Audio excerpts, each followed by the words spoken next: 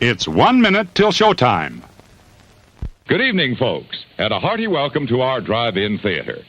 We have a wonderful evening's entertainment lined up for you, one that will provide several hours of pleasurable relaxation and diversion for you and your family. Did you fail to dress up for tonight's show? No tie, an old shirt and slacks, a house dress?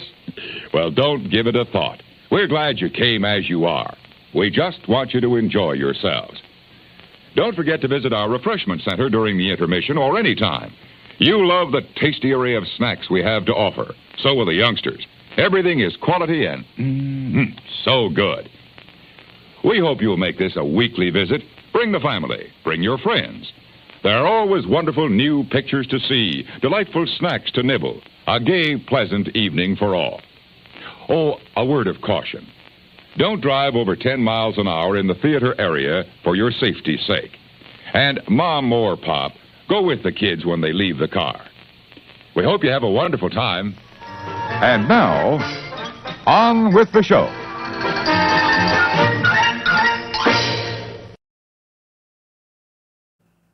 Hello, everybody. My name is Jim. This is More Sunshine, Please. It's the Tuesday evening live stream. How are you?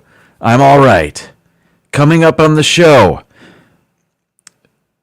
coffee, chocolate, games, top 15 list. But we're going to wait on that because before that, I like to celebrate the first 3 people that make their way into the chat. Before I do that, though, can I just say, I've tried to boost my microphone this week so that it more closely matches the audio that comes from the other things in my show. I will say, though, my voice has never been louder in my own headphones, so let me just adjust. That's better. Okay. Are we there yet? Can you hear that? I guess I can hear it. All right. Now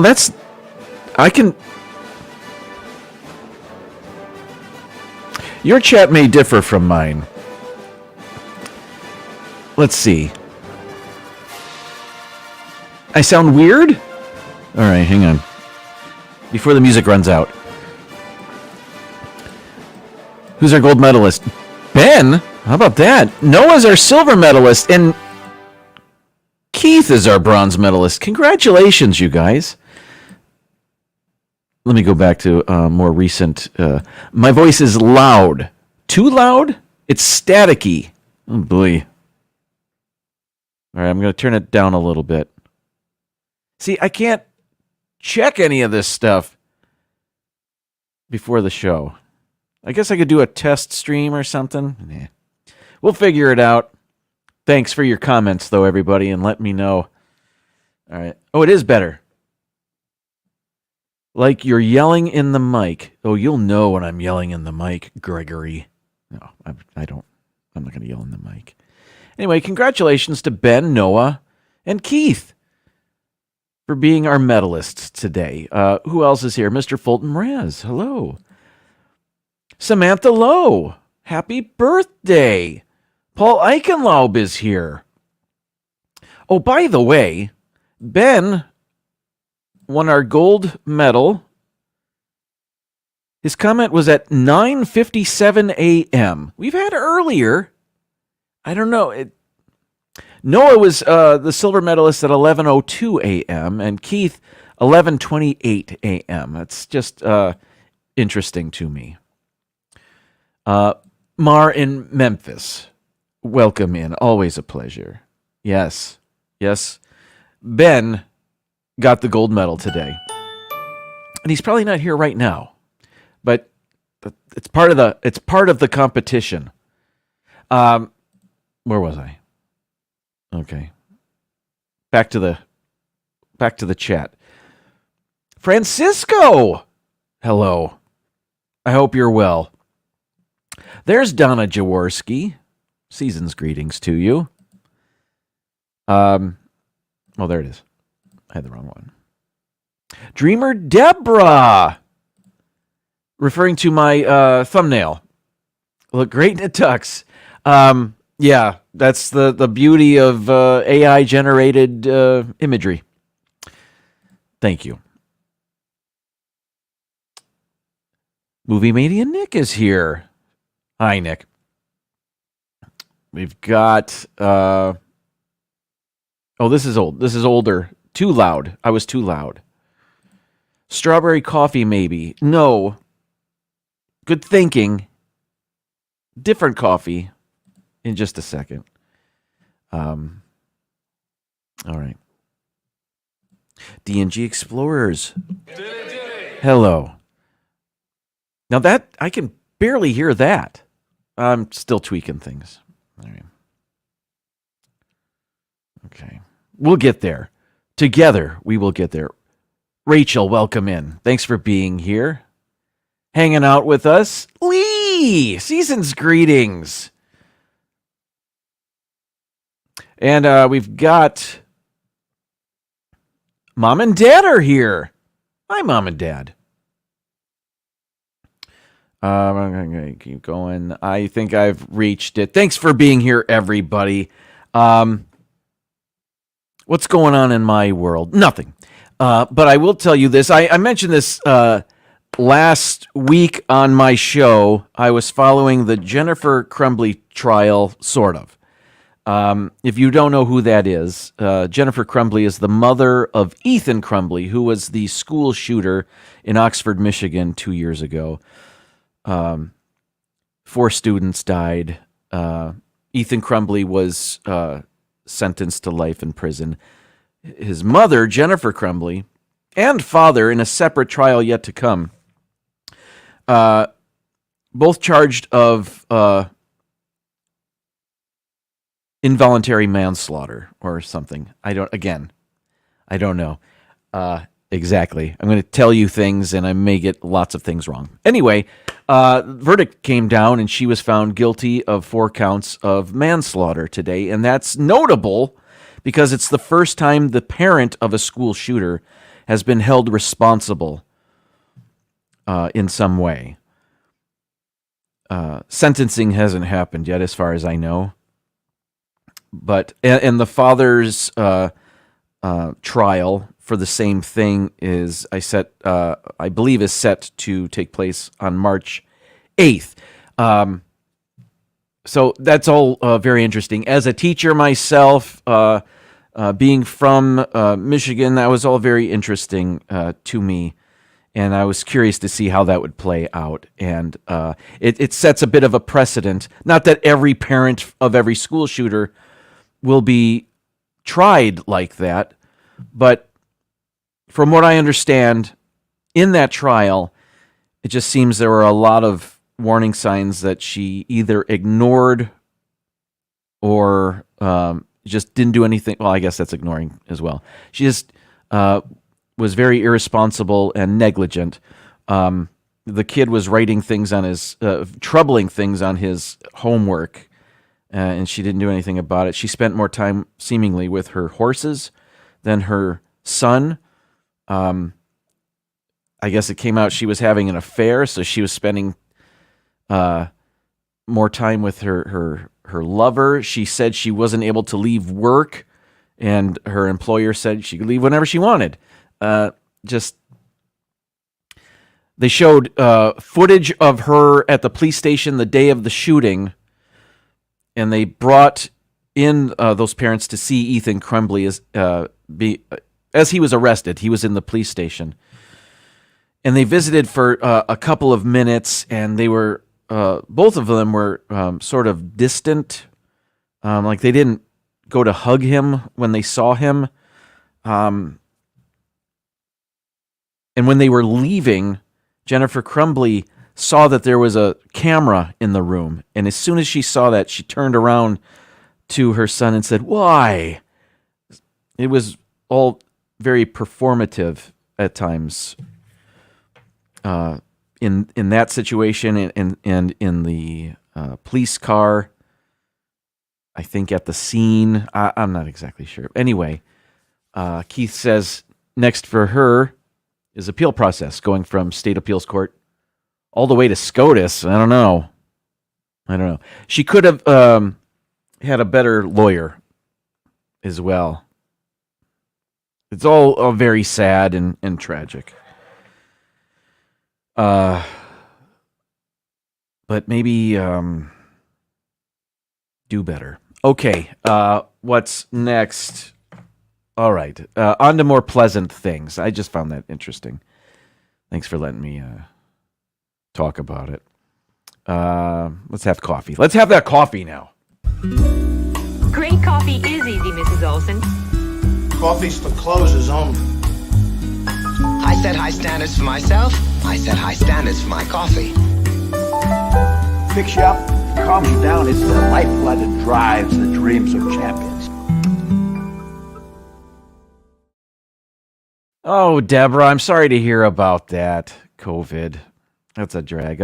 I'm sorry. I hope you are recovering. 5 days. Holy moly. Well, hopefully relax, hang out with us this evening. And watch me enjoy coffee in my Orlando Guy mug. Again, coffee tastes 38% better in this mug. And you might say to yourself, Jim, that's not true. Today's coffee is Cameron's Velvet Moon Espresso Roast. There it is. Never had it before. It does say that it's smooth and rich. It is a dark roast.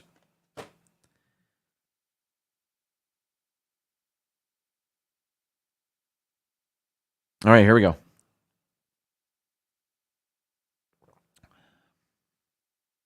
It is darker than we usually have in the house here. But I do like it. I drink my coffee black. I don't put anything in it. So no cream, no sugar. Straight black coffee. Excellent. Excellent news there. Speaking of putting cream in coffee, I saw this, and I don't know what laboratory they found this out in, but it's a coffee fact. This says coffee stays warmer about 20% longer when you add cream. Now, I can assume it is forming some sort of insulated barrier. Or they brought the cream up to boiling before they poured it in the cup of coffee. Either one of those, I suppose, could be the case. I'm not sure. Coffee stays warmer about 20% longer when you add cream. No, not if it's straight from the fridge. I mean, it would cool down instantly, wouldn't it? I don't know. Who's to say? I couldn't even find out where they discovered that. I don't know if it's true. Has anybody else heard that? It doesn't matter. I mean, it's... Who's to say? All right. Don't need coagulation in my coffee, says D&G Explorers. Agreed. I just don't... I try to cut the dairy out and as much sugar as possible. That's not entirely true. I'm about to eat chocolate. But in my coffee. I don't need it. I like black coffee. I'm cool with that. This one's a little stronger than normal, so and it's called espresso roast. I know it's not espresso; it's an espresso roast. So I am interested in going to sleep tonight. So hopefully it's just regular coffee with a regular amount of caffeine in it. I'm okay with that. It won't ruin my night. Simba 2, hello to you. All right, where was I? Oh, yes, I was going to eat chocolate.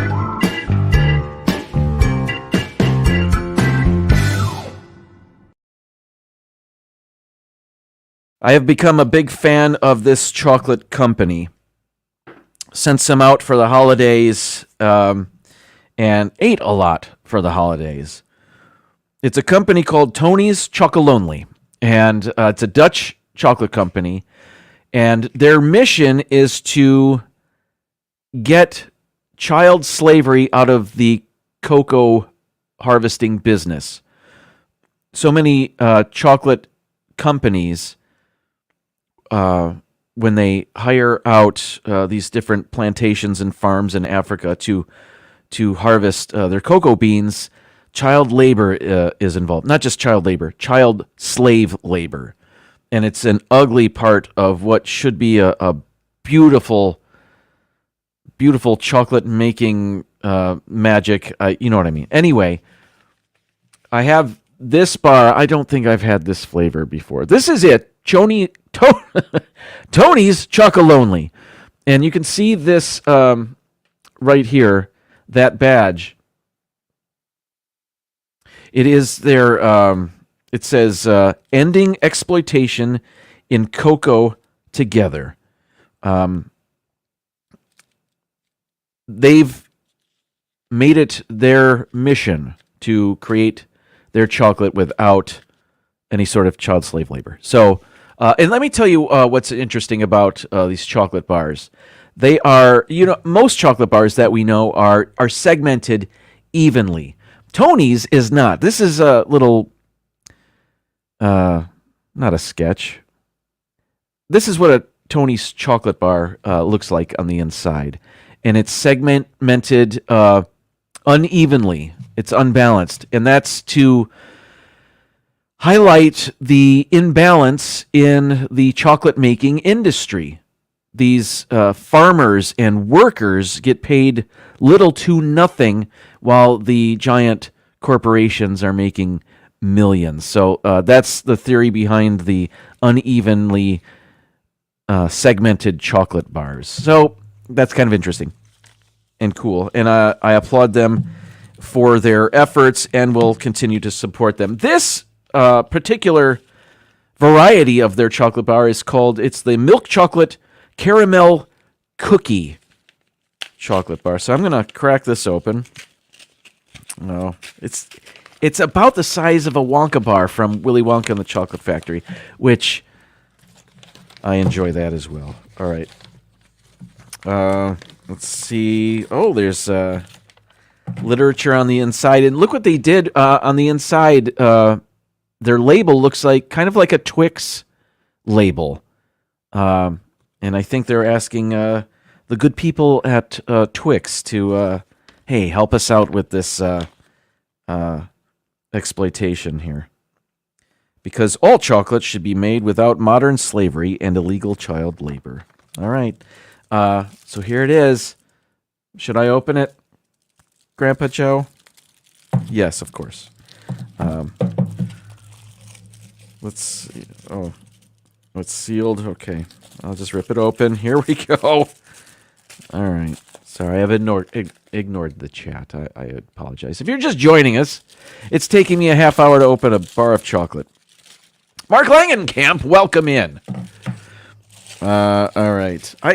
At one time, I had a soundbite from Willy Wonka and the Chocolate Factory. It was when they were wishing Charlie a happy birthday, and I remember getting it for Charlie from the Disney Nerd Herders.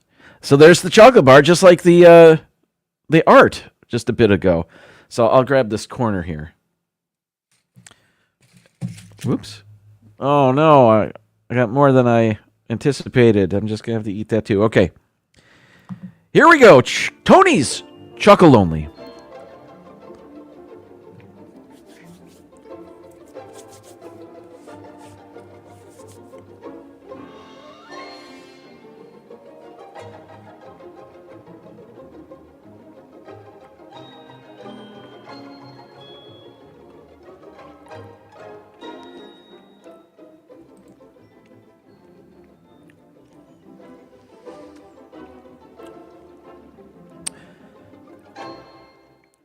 This is freaking delicious.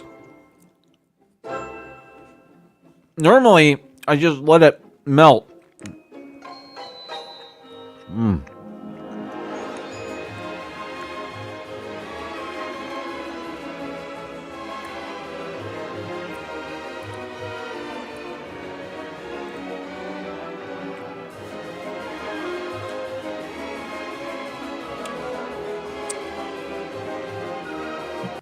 All right. I got this chocolate bar from a store by us called the Fresh Market.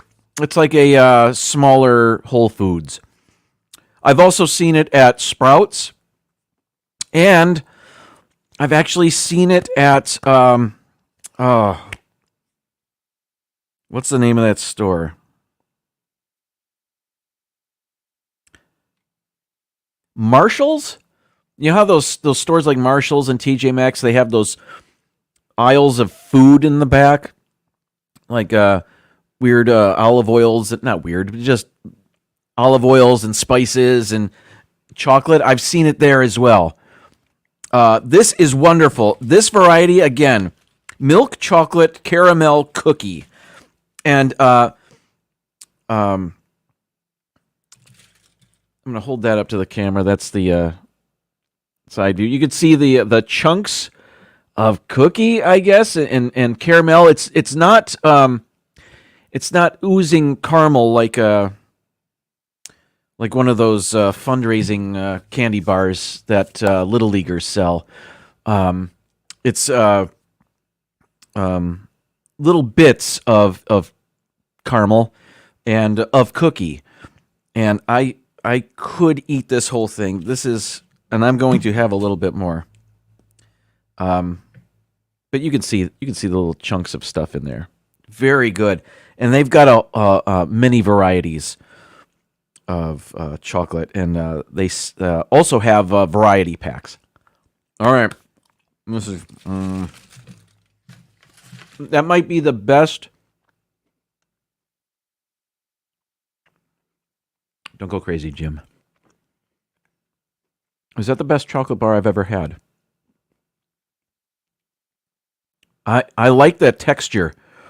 It's not sticky. Whatever's in there, bits of cookie and caramel, it's not sticking to my teeth.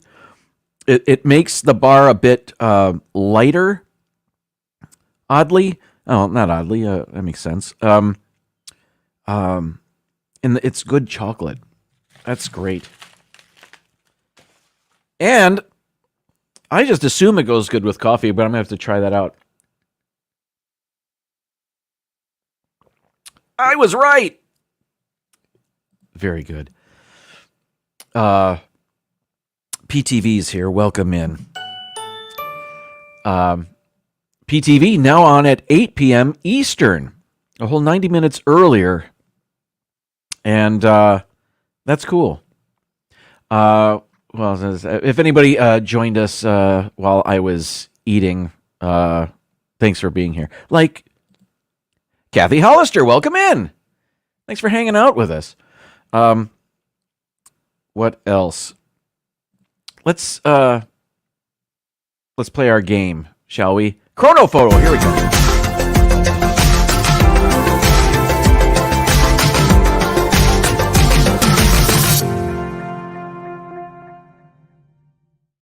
This is the game where we will be shown 5 pictures, and we have to guess in which year each picture was taken. We can guess anywhere from the year 1900 to the year 2023. If we guess correctly, we get 1,000 points, and we get more points. We get less points for being for our guesses being further away than the answer. That was a horrible way to describe that. The closer we are to the correct answer, the more points we get, with a bullseye being 1,000 points. So possible 5,000 points are out there. Our record is 4,406. That was a good day. But even when it's a bad day, it's still a fun game. Let's begin, shall we? All right. Our first picture is in a portrait aspect ratio. However, it appears to be older, and meaning it was not taken with a smartphone. All right, let me go to it, and let's zoom in on some things. Okay. The automobiles, as quite often is the case with these pictures, may be our best clue. And I'm not a car aficionado. I've said that many times. But if I had to guess, this is late 40s, early 50s.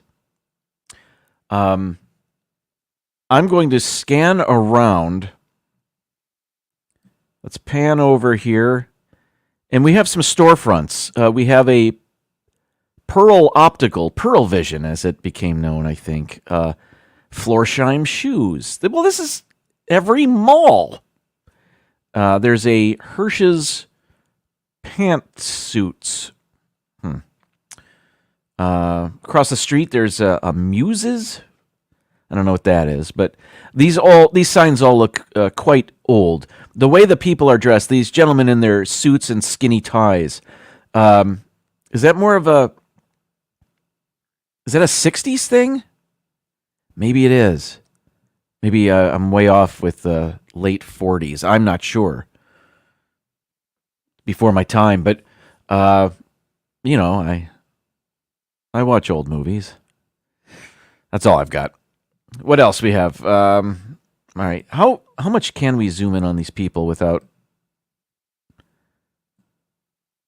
losing much resolution? Pretty good, actually. This is a high quality, older picture.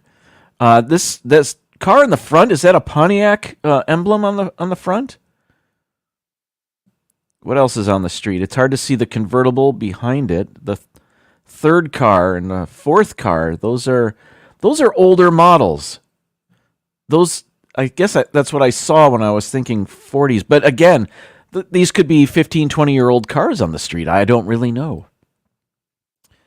What else?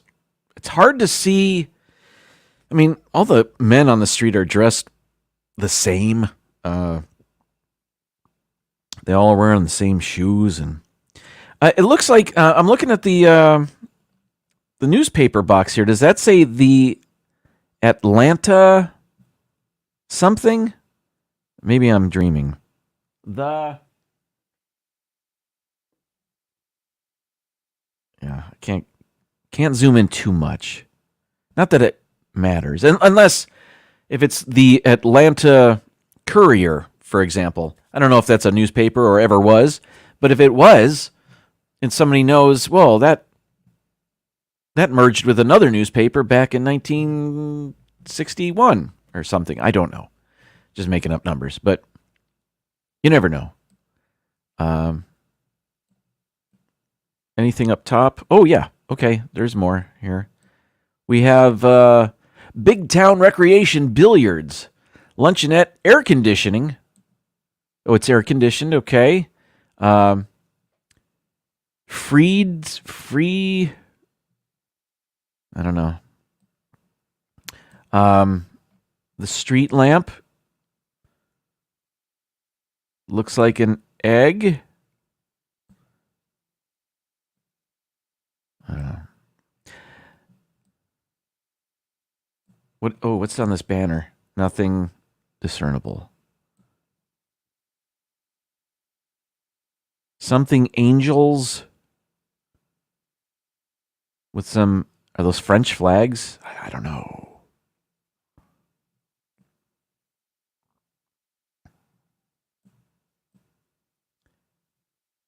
Panning up.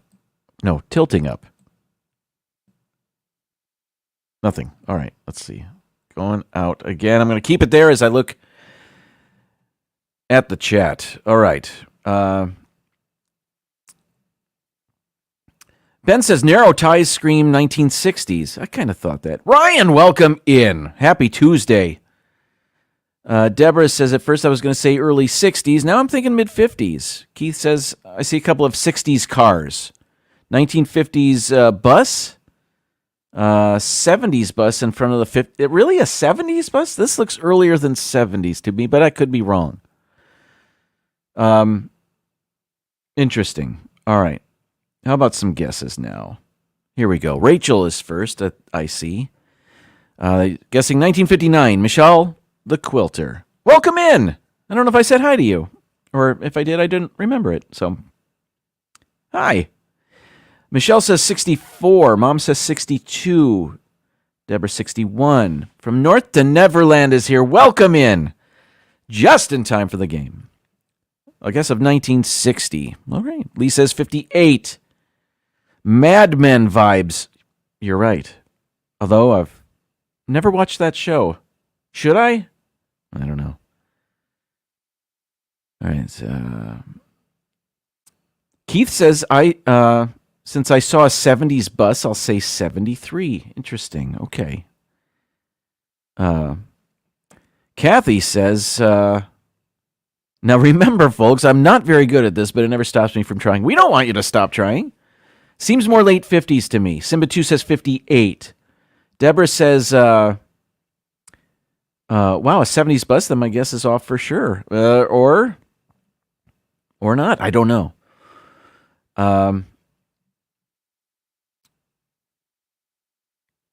Scroll up further.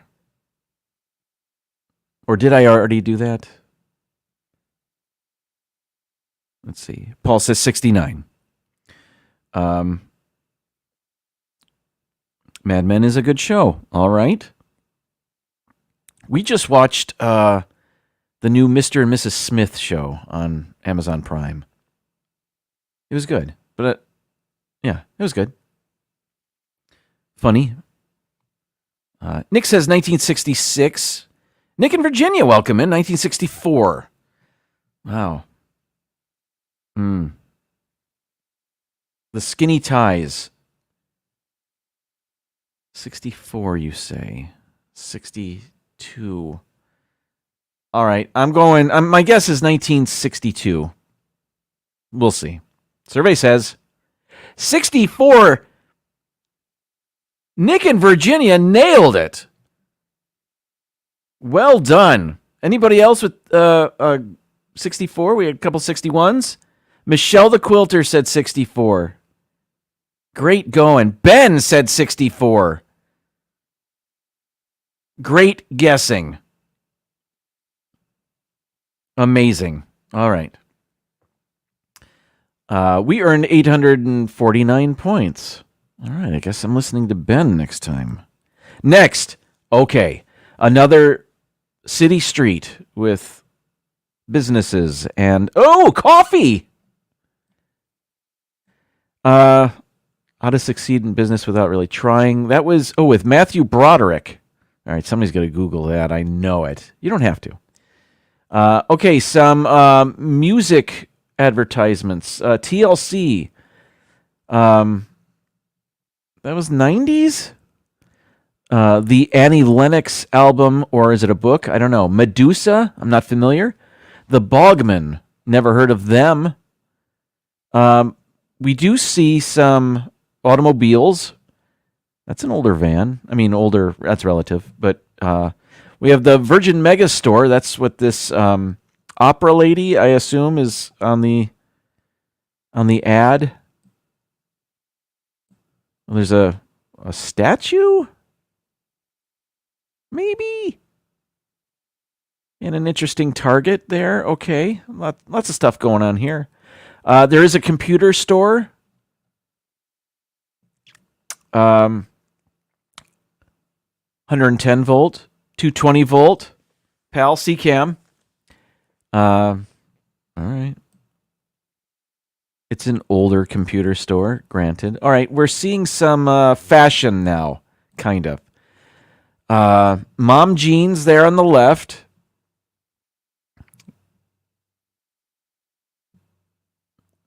Loose-fitting,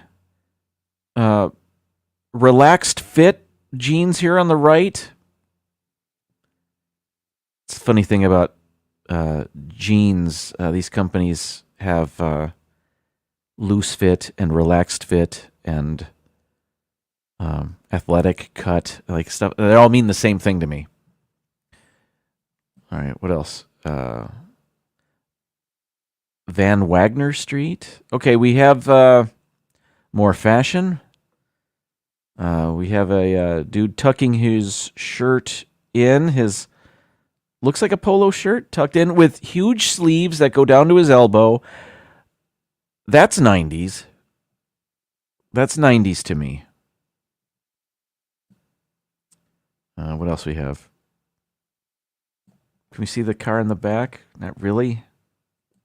More vans. Look like more utility vans. Van Wagner Street. Is that what that says? China Palace. I see Broadway. The USO. All right, let me zoom out a little bit. Let's go up. Oh, Konica. Is that still a company? I don't know. Bertelsmann. We have a Remy Martin ad. Of course, some still prefer it straight up. Oh, I get it. Clever, Remy Martin. Okay, what else? Nothing. Going down. Matthew Broderick in How to Succeed in Business Without Really Trying.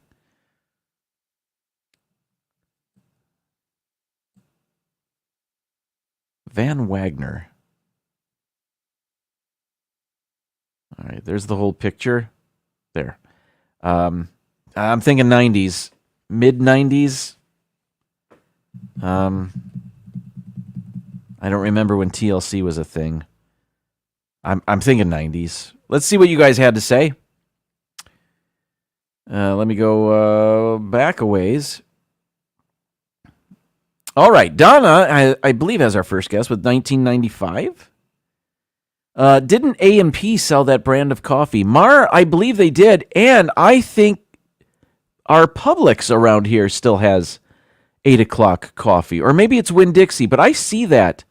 I still see that, and it's in the pod form, the Keurig K-Cup form.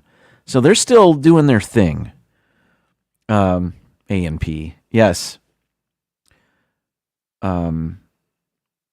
Mark says 95. Ryan, 96. Keith, 80s or 90s, yes. Nick says 95. At a distance, I thought it was a stormtrooper. Oh, the statue? That's a big statue. A little bit, yeah. All right, where are we? Michelle the Quilter. Medusa was released in March of 95. Okay, that might be our answer.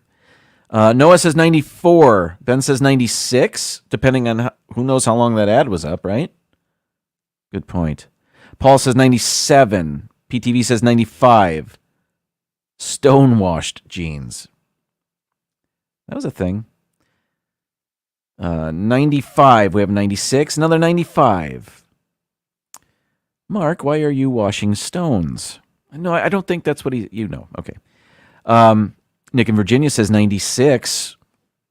And we know how well Nick in Virginia does with this game. It's now Konica Minolta. Oh, interesting. Charlie's here. Hello, Disney nerd herders. Nerds!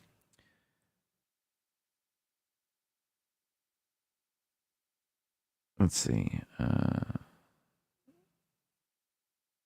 Mr. Fulton Morass celebrating anniversary of working at Texas Roadhouse. Congrats! Let's see here. All right. Good night, Keith. Thanks for hanging out with us.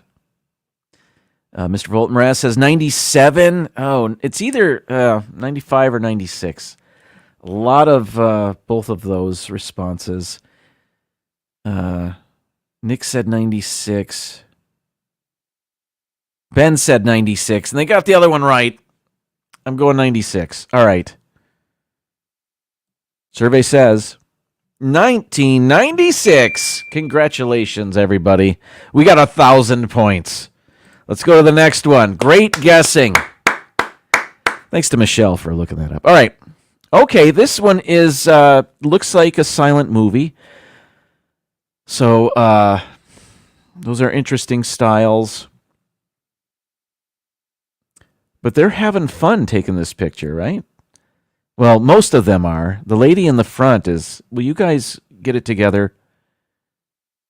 Just zooming in on the hair here. Parted in the middle.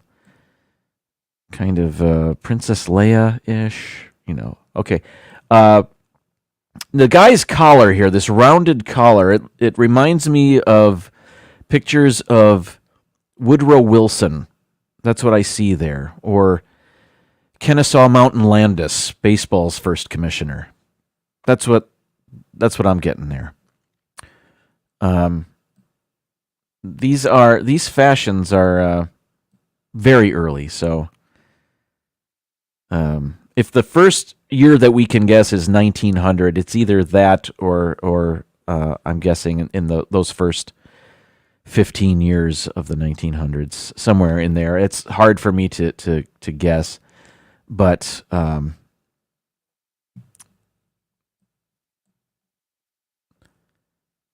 nice hat. But these, let me zoom out all the way. That is all the way. Okay, so that's all we have to go by are their fashions. And what's she holding in her arm? Is that a bouquet? No. Is it? I can't tell. She's wearing a watch. They bought their blouses at the same store.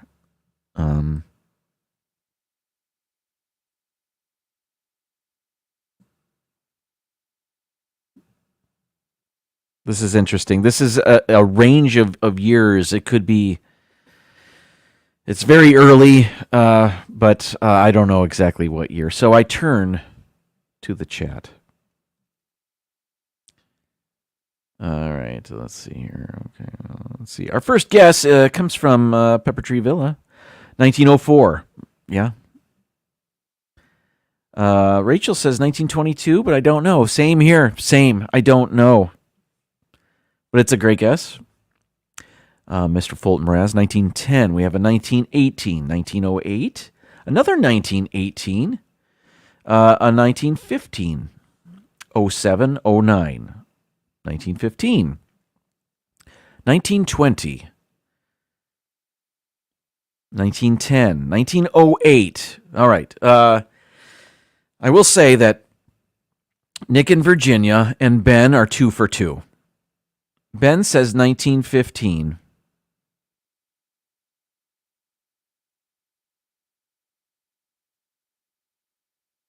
Did Nick and Virginia get a guess in for this one yet? Did I miss it? Is he gone? Connie Rathbun, welcome in. 1920 is your guess. Mom and Dad say 1911. Charlie says 1914. Ben says 1915. Yeah, I don't know if we're going to glean anything else from this. I'm going 1915. Ben, I'm hopping aboard your rocket ship to superstardom here. 1915 survey says 1909. Did anybody say that? We had a 1910. Nick said 1910. Noah said 1909.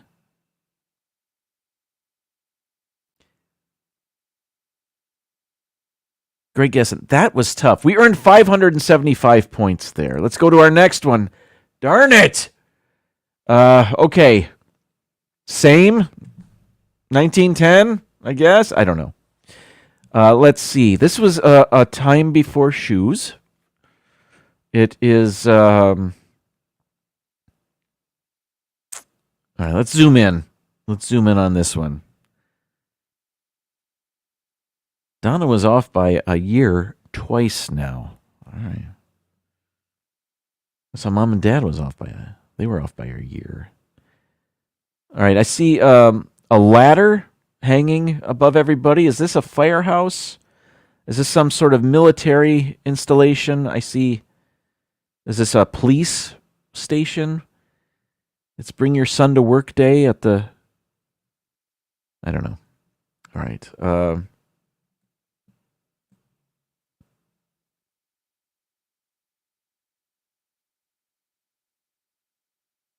This is not the United States. This is somewhere else.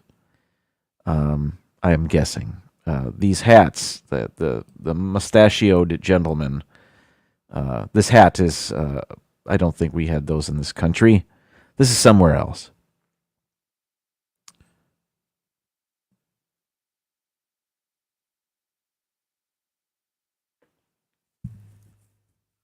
This is difficult. I mean, this is pre-World War II if I had to guess. And I do have to guess. That's the game. Jim. What is this up here? Just planks, wooden planks on above a window. It's arched. I thought it might have been a sign of some sort, but no. What's going on here on the right? That's a ghostly image. It looks like the photo is damaged there on the right. This person that's seated, probably another kid.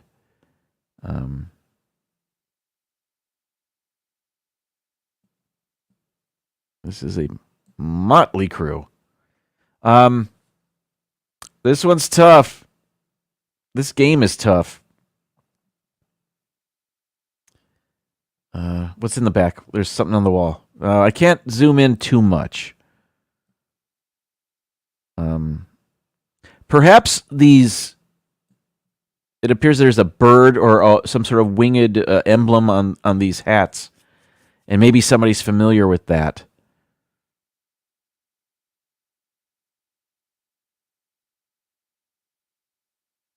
I don't know. All right, let's turn to the chat. Let me go up a little bit here. All right.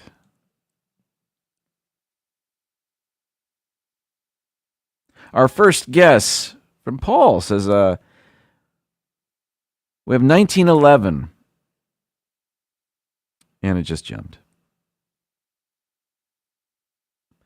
All right, 1915. That's from Noah, who got it right last time. He knows his early 20th century, that one. All right. Let's see. 1914? We have a 1912. Mark says 1899, which is a year before the first year that we are able to guess. The earliest we can go is 1900. Nick in Virginia says 1920, who, in our first three pictures, has only been off by 1 year on one picture. So 1920. Okay. You've earned my trust. 1923, we have a 1917. 1920. 1919.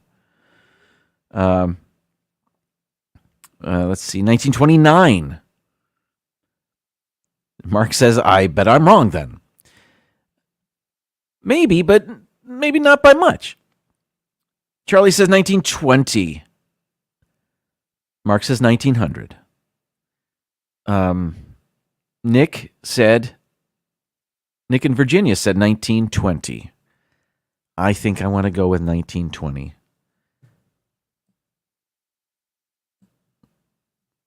Submitting. Here we go. What is it?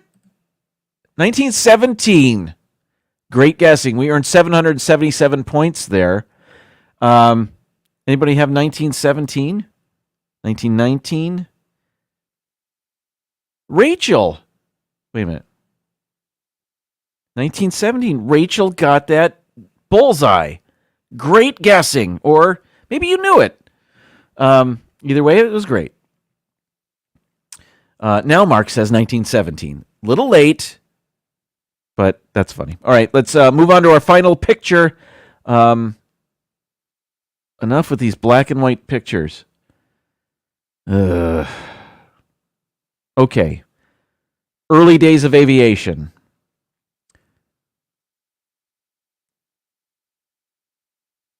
Let's zoom in. Now, the lady looks like a flapper, but that's just because she's wearing a helmet. Everybody's wearing that same headgear. Well, except the guy to her left, our right, but... All right. So, again, the plane, their clothes, these are our... Let me show the plane again. The letters on the plane, that must mean something. I just don't know what. The gentleman's pants here, the third one from the left. Now that looks like Is he wearing his pants like that because he's going to fly in that plane? Or was that a fashion of his time?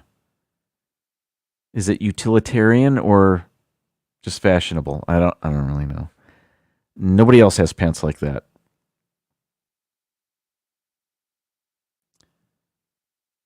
This is, again, it's got to be the 19 teens. Maybe, this, they had planes like this, or maybe this predates World War One. I don't know. World War One-ish is what I'm getting, but I don't know. Look at this engine. I can't get anything from that. What am I doing? Okay, I'm going to zoom out and take a look at the chat. All right, let's see.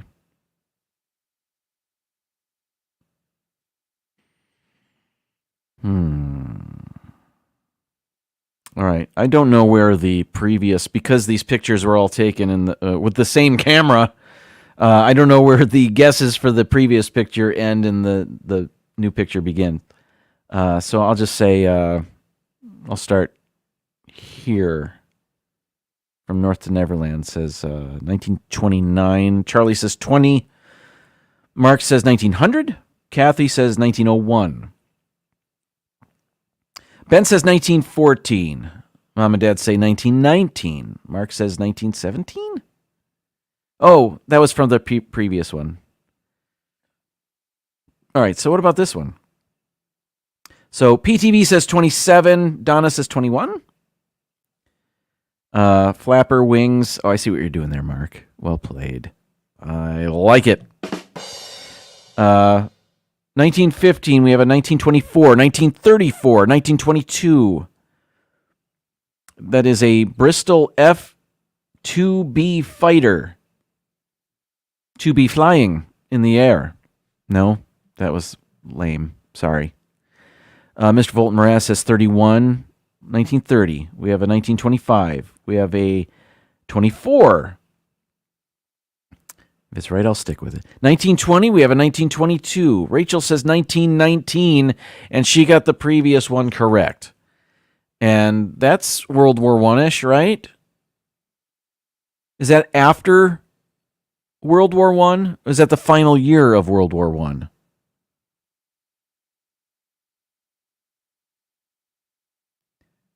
Yes, I Googled Bristol 2B. All right. Well, what does that mean for this picture? Bristol 2B. Maybe I'll just go with what Rachel said. 1919. That's what I'm doing. 1919. Here we go. Survey says. 1924. Connie said 1924. Mark said 1924. Great guessing. I said 1924, but I was just reading your responses. Okay, we earned 3,841 points today. That was fun. I enjoy playing this game with everybody. Let's take an intermission. And when we come back, I have a quick top 15 list about candy. Yes, I already had some candy. I'm going to have more during this intermission. Stick around! Just a minute, folks. Yes, that's all it takes to visit our refreshment counter in the lobby. There you'll find popcorn and an assortment of popular candy bars to please every taste. Try one of these delicious candy bars. Big Time, Butternut, Milkshake, Payday. Topped with Hollywood's super rich coating of the kind you like best. They taste wonderful, they're delicious, they're nutritious. Get one at our confection counter in the lobby now. Ladies and gentlemen, this is kind of my Valentine's Day show. Now, I know next week, Tuesday lands on the day before Valentine's Day, but next week is Fat Tuesday, and I always celebrate Fat Tuesday on my show. So that's what I'll be doing again. So today is my opportunity to talk about Valentine's Day if I want to. So today's top 15 list is the top 15 ranked Valentine's Day candies. Not by me. If I had a vote, it would be my Tony's chocolate bar today. No, this is from the good people at thedailymeal.com. As a matter of fact, I'm going to play this here. You know it's not my top 15 list. I just stole it. So let's go. The staff at the Daily Meal, it's an unofficial poll that they took. And some of this is silly, a little bit. But we'll see what you think of this. I'll go through it quickly. Number 15, if I may, Cupid corn. It's just candy corn with different colors, right? Let's see. They have things to say about each of these. I don't know if I need to go through that. So I won't. Okay, number 14, chocolate roses. I just saw some of these today when I was buying my Tony's chocolate bar. I saw that they had chocolate roses for sale as well. I didn't get them. I got the Tony's. Number 13, pink and red M&Ms. Classic. Agreed. Let's see. America loves M&Ms. They debuted in 1941. All right, good to know. If we ever see a picture with an M&M's ad, it's got to be 41 or later. All right, here we go. We're getting a little silly. Number 12, they have as convenience store candies. Remember how we told you to be a little creative with your Valentine? I guess they told us to be creative with our Valentine. I should have read this ahead of time. There's something about a pack of Ferrero Rocher on Valentine's Day or a nondescript chocolate heart in a bright pink cardboard box that says, "Hey, babe, I forgot today was a holiday. I picked up the most expensive candy at 7-Eleven on the way over." That'd be one of the worst dating etiquette mistakes. Says the Daily Meal. That wasn't me, but... all right, this is number 11. We've got chocolate samplers. We love caramel, hate strawberry cream, and are pretty divided on toffee. And while chocolate samplers are an integral part of Valentine's Day, well, they're not actually all that good. Mystery certainly does keep life interesting, but we prefer to know whether we're about to bite into something delicious or something bizarre. If you need to surprise your love this Valentine's Day, surprise them with a trip to one of America's most romantic restaurants. I don't know. There's something to be said about... they're classic. I see their point. Number 10, Hershey's Kisses. It's a natural. Of course. Number 9, Conversation Hearts. Of course. Though every other candy on this list is sold in one form or another year-round, there is one candy that's available only for Valentine's Day, the Conversation Heart. These chalky, cheeky, heart-shaped candies ask you to be true, or just declare you as a soulmate. The subtle flavors of these candies have confused us for decades. Is that purple one clove? But we love them for what they are, a candy from another time that you won't believe still exists. Okay.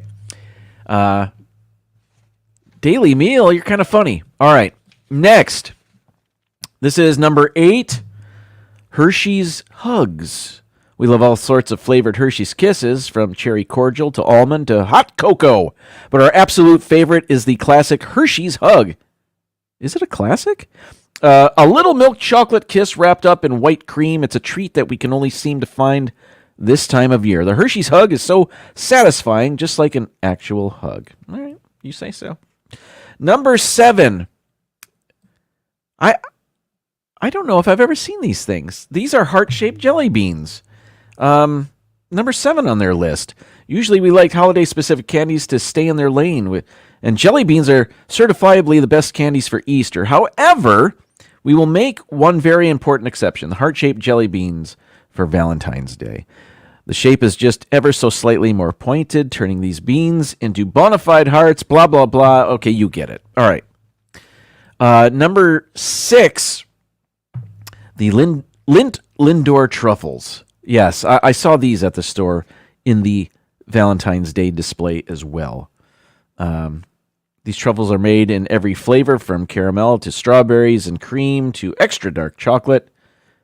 Why not try one of each? Oh, whatever. But that was number 6 on their list. Number 5 and number 1 in everybody's heart, except the people at Daily Meal, apparently. Reese's Peanut Butter Hearts. Now, I'm not reading what they say. This is just me, but all of these Reese's shapes provide different peanut butter to chocolate ratio. So I think there's a lot of peanut butter here to the chocolate, as opposed to a regular Reese's peanut butter cup. You know what I mean? And some people dig that. Some people prefer the cup. It's hard to beat the cup, but I like them all. Who am I kidding? All right, number 4. Number 4, I guess, is a little sentimental. It's anything attached to a little paper Valentine.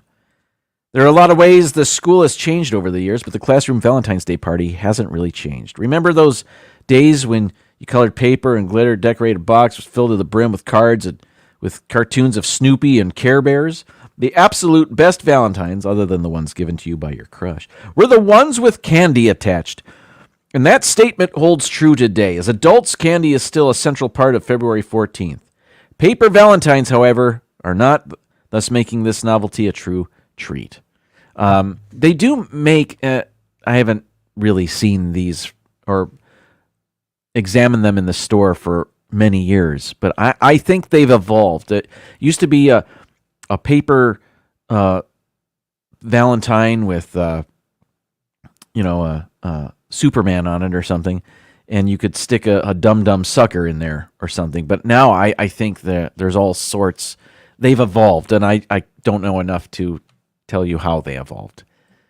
Stop talking, Jim. Okay, number 3. Number 3 is whatever happens to be on sale February 15th. Agreed, but that's cheating. Those prices don't reflect 50% off, though. This picture, I should have gotten a different picture. Number 2 is Sweet Tarts Conversation Hearts. This is specific. Well, classic chalky conversation hearts are really only okay. Sweet Tarts found a way to improve on this retro treat by shaping their tart, fruit-flavored candies into hearts and printing sayings like cutie and XOXO on them. Tangy, sweet, and perfectly bite-sized, these conversation hearts are what the originals wish they could be. Says you, Sweet Tarts. Number 1 is kind of bland, but I get it. Heart-shaped boxes of chocolates. Yeah, I don't have to read any more about that. That's the show, everybody. Thank you for watching. Thank you for playing games with me and hanging out. I do appreciate it. I like providing an hour of fun on Tuesdays and just hanging out with friends. Thanks for being here. Next week is my Mardi Gras show. It will be Fat Tuesday. I'll probably have punchkis. I'll probably make coffee from Cafe Du Monde. They sell that in the store. King cake. I don't know what I've got planned. I don't know. I got to see what I want. I don't really want a king cake. I'm not feeling that right now. I could go beignet. I'll probably go punchki, though.